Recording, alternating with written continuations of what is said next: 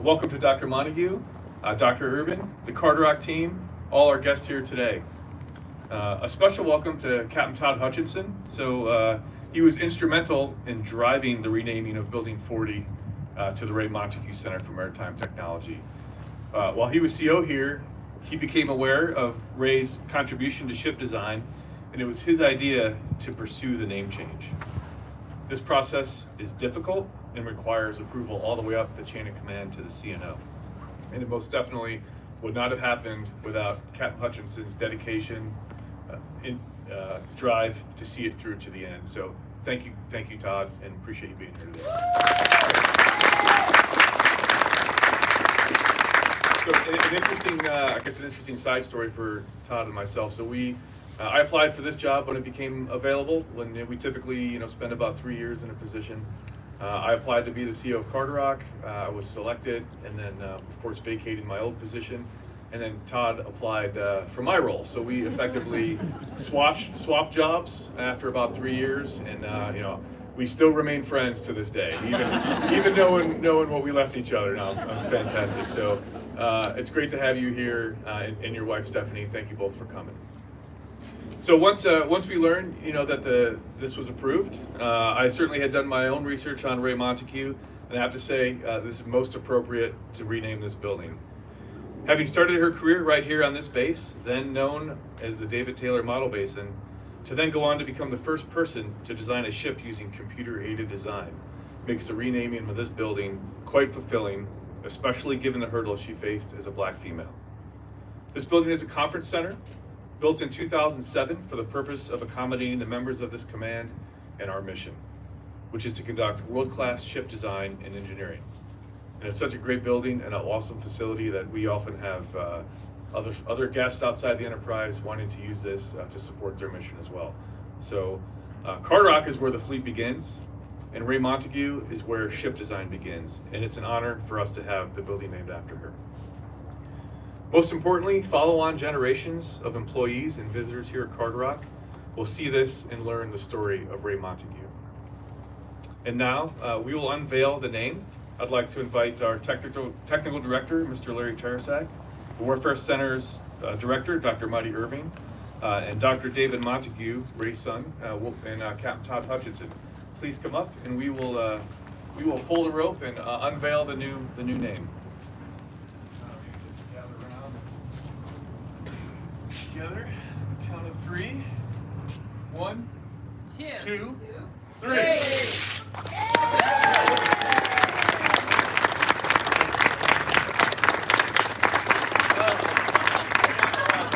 Never stop engineering.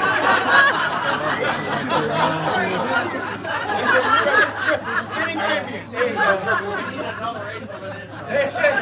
There you go. Has to be precise. We're going to get that off before we have photo ops here in a few minutes. We can continue for now. It looks great. Fantastic. It's great. Okay, that was fantastic. Okay, so now it is our great honor to welcome Dr. David Montague, Raye's son, here today. Dr. Montague is the Associate Vice Chancellor for Academic Affairs and Student Success at the University of Arkansas at Little Rock. He is a tenured full professor of criminal justice. I'd like to invite Dr. Montague to the podium to say a few words.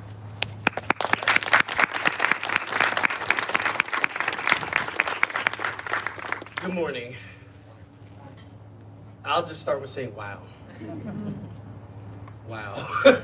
I'm so pleased to be here with my family, my wife Whit Montague and our child Mace Montague. We traveled in from Little Rock, Arkansas last night, and I'm going to be brief, but I just want you to know I'm just blown away at this moment. It's very emotional for me because I literally grew up a significant part of my youth here at this facility, running around, learning to program computers and all the other things that, learning to network with people, all those things and I got to see her what she was doing and working with other people. I do want to make sure that I acknowledge as Captain Hutchinson mentioned, Captain Tardy mentioned, the sheer effort and time and finding the right moment to be able to take an idea and turn it into something that's real. And that's something that's here today, to take something from an idea into something that's real, just like ship design really is. So on that note, I want to make sure I acknowledge Admiral Lisa Franchetti, Captain Tardy, Captain Hutchinson, Kelly Sterling, Larry Tarasak for you set up this material, and I'm sorry, I just met you, I'm sorry. Okay. But I also want to acknowledge, in connection with a lot of events that are going on, Russ Evans, who's here today as well, he's standing over there, who's with the United States Mint. And they're doing another project that's creating a dollar coin in her name, coming out next year. So I want to mention that at this ceremony as well. I'm going to be extremely brief in terms of what I generally want to say, and I actually had started preparing some things, and I said, no, let it come from the heart, because I grew up as a child of NAVSEA. Naval Sea Systems Command runs in my blood. I've been to facilities all over the country, dealing with it at the Navy's expense. I'll add. But to be here and to see this building dedicated in her honor is just overwhelming. It's overwhelming in many ways. Obviously, as was mentioned, it is, I think, a fitting tribute to her. But I think it is something that is going to be educational for other people. When you go in, and you'll see that there's information about her career and about the work that, and it gives you an appreciation for what's really involved. For people who do not know that process, all that it takes to really create the equipment, the tools, the homes that are at sea to protect our sailors and Marines and contractors who are doing work around the world. That's an important job. It's something that working here at, I called it the model basin growing up, is something that was really kind of ingrained in her as she grew, because if you know, she started in the applied mathematics lab here, that I believe doesn't exist anymore as a building itself, a structure. But she did a lot of her formative early career opportunities when she moved from Arkansas during the segregation and so forth to come up here. The Navy gave her that opportunity to be able to find a path. She did deal with obstacles, being a woman coming from a state where women were not even encouraged to study STEM at all as girls. Growing up in segregated schools, having to go to not be able to study an engineering program formally because of segregation, and finally getting her engineering license in the state of California and then later in Canada. Overcoming those things and realizing that there's something special about having a mission, having a purpose. And so she built a lot of friends and colleagues working here at Carter Rock, at this facility, over the many years. So much so, and I wrote a book about her with my co-author Paige Bowers, and we learned a lot more about some of the details that are more than what I just remember from my memories running around this place as a very young child. And that's important, because that team building and that effort to really learn to make a difference and have a purpose in life is, I think, one of the most important aspects about her career that really helped her as she grew in her career in the Navy to become the first female program manager of ships, and then finally decided to go off and do all these other types of interesting things, but to open doors for other people. One of the things that we wrote about in our research, we found documents on, is that, and we wrote 2 chapters that talked about this facility, in some way. One of those things was the level of camaraderie that she felt working with the people here. Remember, given the time period we're talking about, things were hard. Things are hard now, but things were much, much worse then.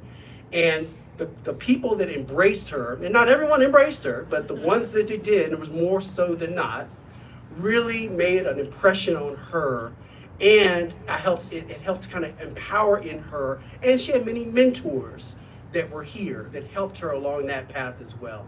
So I think the message that I want to give across with the dedication of this building with her name on it, I like that better than building number 40, is that it's important to really have those goals, those dreams. It's important to have an open mind. It's important to, yes, understand life gives you lemons, make lemonade. We've heard that plenty of times.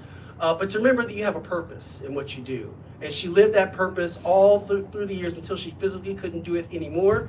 And now to see her legacy live on with a building named after her and other types of tributes is, I said it again, overwhelming to say the least. So I do want to thank the Naval Surface Warfare Center for actually making this a reality.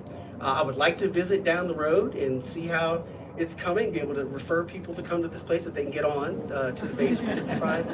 And I will certainly spread the word about what Naval Sea Systems Command, specifically this facility, has done to honor her in this case. So with that, I thank you all very much.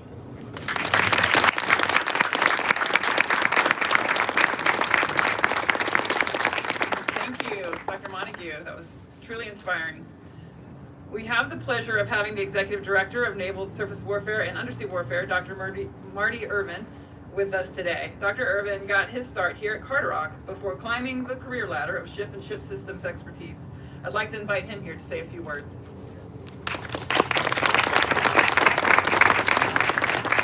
Thank you to Captain Tardy and Mr. Tarasak for inviting me to participate in the ceremony today. It's truly an honor. I especially like to thank Dr. Montague and your family for being here today. I'm very honored to be in your presence this morning and hearing the story. It's very inspirational. I know your mother would have been proud of you today, just as you are of her and what she accomplished in her life, which is made even more notable given the hurdles she faced during a tumultuous time in our country. Although I didn't know Raye personally, I can tell by what I've read that I would have liked her very much. She was no nonsense, get it done kind of person.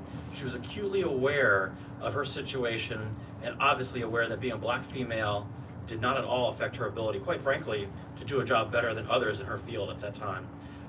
Even when she faced hurdles in her path, she pressed on. She continued to maintain an unmatched work ethic, progressing in her career to work at the Naval Sea Systems Command, our headquarters command. Those advances were paid by her accomplishments and great career successes, including one of the greatest technical achievements in the Navy, the design of a Navy ship using computer-assisted design software for the first time ever. Even more impressive, she developed and wrote the software by herself. Anybody who actually developed software back in that time knows it's not like it is now where we got a nice beautiful interface and you're checking there and the code's fixing it. I mean, we use artificial intelligence to write code now. At this point, it was a painstaking process and really required someone to be an expert to do that. So, Raye, as our own Navy's hidden figure, she was the first person in U.S. Navy history to use a computer program for this ship design. The result was the Oliver Hazard Perry class frigate, which became a workhorse of our Navy in the 1970s and the 1980s. Now, 50 years later, we are not surprisingly, we're heavily reliant upon computers for how we design ships from stem to stern for the Navy. The work that is being done here at Carderock could not be achieved without pioneers like Raye Montague, who went before us. And Ms. Montague not only made computer-aided ship design commonplace, but paved the way for people that followed in her footsteps. As you alluded to, she was inspirational for others and was not deterred. She wants to get those others who are willing to get things done and deliver solutions and serve our country as she did. And as civilians, oftentimes we serve too, right? It's a different way, and Raye was a servant of the United States Navy and our country. At the Warfare Centers, we're fortunate to have a workforce that is similarly driven to achieve groundbreaking innovations and technologies. But true innovation can really only be sparked when we bring together diversity of people, thought, background, personality, and character. I'm also the NAVSEA STEM champion, and this really kind of made me reflect on what would happen if we hadn't gotten Raye here, right? What did we miss out on because we didn't get there because we weren't willing to go to Arkansas and bring a black woman here to be an engineer and give her the opportunity to shine. So I very personally take a lot of pride that we as the Navy were able to recognize talent wherever it is, and I hope that we continue to still do that and bring talent from wherever it comes. So to continue to be successful, we must continue to celebrate our workforce's diversity because it has an impact not only on the tools that we use, but our weapons, our systems that we provide to sailors to make them more lethal, survivable, safe. It is innovation that allows us to design world-class ships and submarines, and I'm happy to be standing here today with all of you as we celebrate Raye Montague and her spirit of innovation as we quite deservedly dedicate this building to her achievements. Thank you again to the Montague family, and thank you to Raye for your contributions to the United States Navy.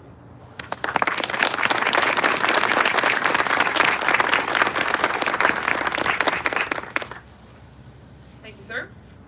Before Mr. Tarasak closes the ceremony, I'd like to remind everyone that Dr. Montague will be giving a discussion at 11 a.m. In Columbia Room, which is this room right here. He's going to be talking about his mom and the book that he wrote about his mom. He and Paige Bowers, who could not be here today, co-wrote the book called Overnight Code. So now I'd like to turn this over to our technical director, Mr. Larry Teresak, to say a few words.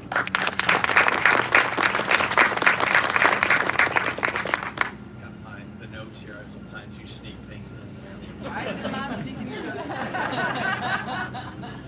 So again, welcome all. This is a fantastic opportunity, and part of it is because the last couple of years we've been warfare centers, we've been down a path of reinvigorating ship design, world-class ship design. So what better time frame as we go and do that to have a building named after Ms. Montague. So again, really looking forward to that continued path of developing our workforce and our engineers who follow in their mother's footsteps of ship design. So thank you, Kelly. Welcome, Captain Tardy, Dr. Montague, family, Captain Hutchinson. See Tom Fu in the back there too. So all the speakers before me had so many great things to say. What more is there to say? I'll focus on the technical accomplishments of Raye Montague. Not only did she design a ship with computer-aided ship design and construction systems, also known as CASDEC, but she fixed the computer program that the ship design was using in the first place. Those of us do remember computer cards in college, so shifting to computers is a whole lot better than using those computer cards. I think she was even surprised at the speed that the computer created the ship that she asked to first create. Of course, there would be more people involved in the process of the final design of a ship, but for her to pretty much single-handedly fix the computer, input the ship specifications, and get the results for the design in less than 19 hours, something prior to this point could take up to 2 years, is simply remarkable. And any recognition that she got was certainly not enough. I'm glad she was able to go on to tell her story, and that the Navy even deemed her own their own hidden figure before she passed in 2018. I'm glad that since her passing, we continue to recognize the person who revolutionized ship design. Her constant devotion to the job was doing ultimately landed her in many well-deserved promotions, even though the color of her skin and being a female prevented some of those promotions. So again, we owe a lot in the way of how we design ships to Raye Montague. We owe a lot in how we recognize the importance of diversity and inclusion to Raye Montague. The least we can do is name a building after her. Thank you.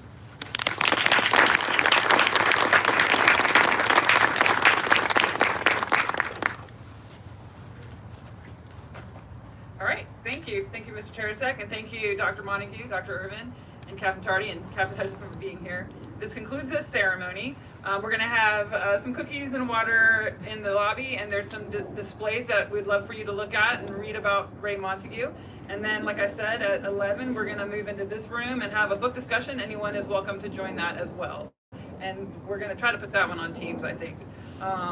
So, everyone, come on in. And also, when we get the level off, we are going to, actually, if there's somebody who could, I don't know, is there a tall enough person, Aaron? Aaron, can you stand on that? Because I wouldn't mind, like, if you wanted to get a photo in front of it, put it out there, get your selfie on it, We got it.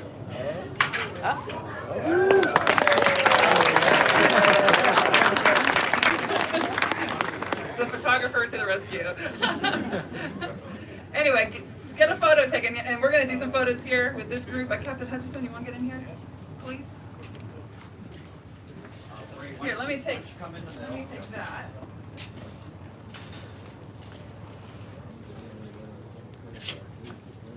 Oh, no, take it.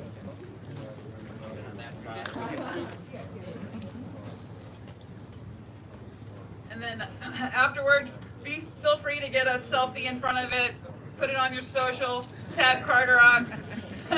Please tag Carter Rock, please.